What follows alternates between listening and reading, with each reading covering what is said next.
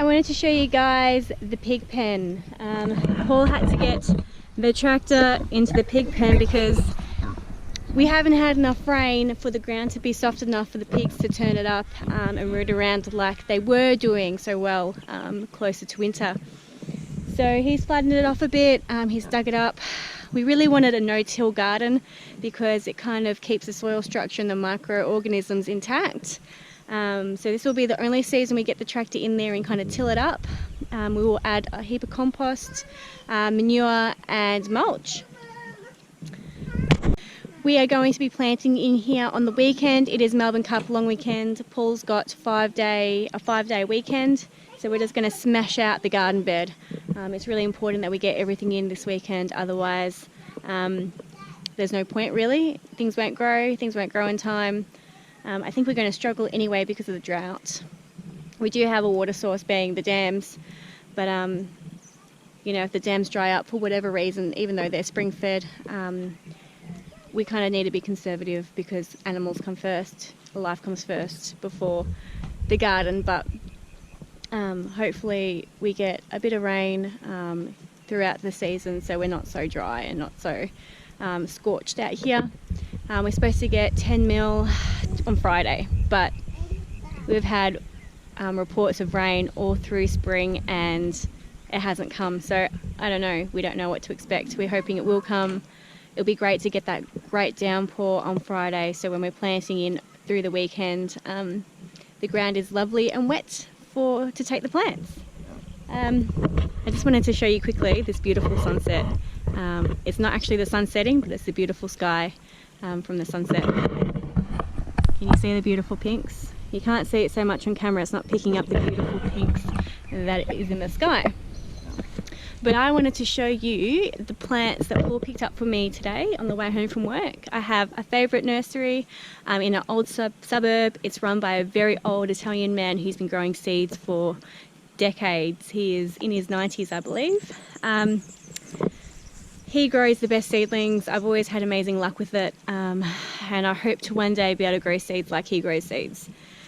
They are always too big for their punnet. I'll show you in a minute what I mean. They're always bursting out of the punnet, and it's never an issue because I separate them. They're root bound as anything, but I separate them and I plant them and they take off and grow, and I never get any snail attacks because they're too big, but they always send out their roots and thrive. I've never ever had an issue with this plant, so I was really thrilled that Paul was driving past today and was able to pick them up for me. So I'm going to show you guys what I'm going to be planting over the weekend. Now I've got a heap of corn and cucumber and pumpkins and beans that I've planted up that are ready to be transplanted into the garden, so I'll do that on the weekend as well. I'll show you guys that on the weekend, but I just wanted to show you the plants that Paul bought for me.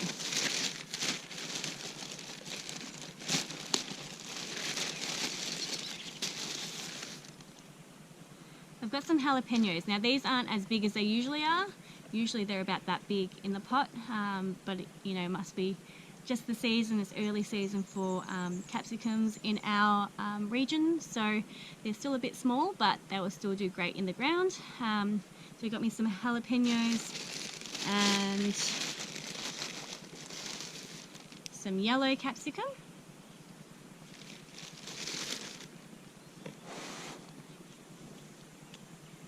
And some Californian wonders, so they're quite small as well, but they will, I'll put them in the hothouse and I reckon they'll thrive.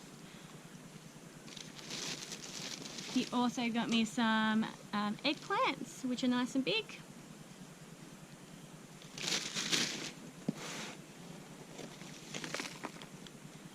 Some broccoli, see how leggy they are? It's never an issue though, they just thrive, they do so good.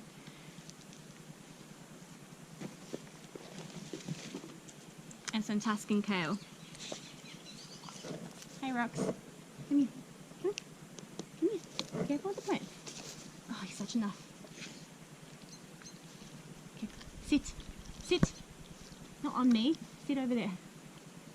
Sit. Good girl. Stay. Okay, some of these tomatoes even have flowers on them. It's crazy. Look how big these guys are. I'm quite small, but that's my hand. They're huge, they're leggy, but they do amazing. They really never ever had an issue. So these are Tigerella. Oh, that smell. That's the smell of summer in the garden. Tigerella, which are an heirloom variety. They are red with green stripes. I've never eaten these before, but I've always seen them for sale. We got some big yellow tomatoes. Again, huge.